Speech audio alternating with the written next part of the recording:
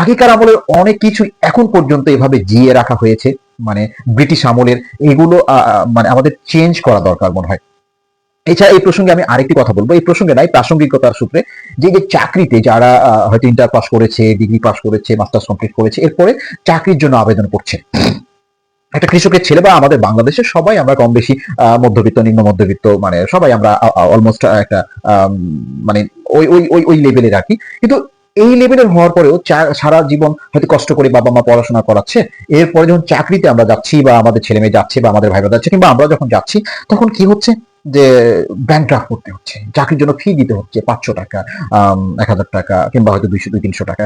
আবার দেখা যাচ্ছে ঢাকায় এসে চাকরির পরীক্ষা দিতে হচ্ছে। অথচ আপনি খেয়াল করে দেখবেন, একটা সরকারি চাকরির পিছনে হয়তো একটি পদের ব্যতিক্রমে প্রায় 40, 50, 100, 200 পর্যন্ত ক্যান্ডিডেট থাকে। মানে এর সঙ্গে একটি কথা বলি, প্রতিটি মানুষকে তার গ্রহণযোগ্য যোগ্যতা অনুযায়ী চাকরি প্রদান, অথবা আমি যদি এভাবে বলি কাজ প্রদান, এটা সরকারের বাংলাদেশ সংবিধান অনুযায়ী মৌলিক দায়িত্ব। তো সেই দায়িত্ব সরকার পালন করতে পারছে না।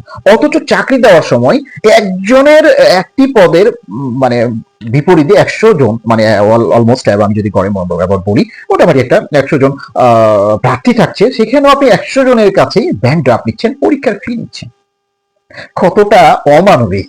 আপনি চাকরি দিতে পারছেন না, আপনি চাকরি যেটা দিচ্ছেন সেখানেও 100 জন প্রতিযোগী বা প্রতিদ্বন্দ্বী, সেখানে একজন চাকরি পাবে, অথচ আপনি 100 জনের কাছে ব্যাংক ড্রাফট নিচ্ছেন। কিসের জন্য ব্যাংক ড্রাফট লাগবে আপনার? কিসের জন্য পরীক্ষার ফি লাগবে? পরীক্ষা যে কাগজপত্র খরচ, এইটুকু কি সরকারের নেই?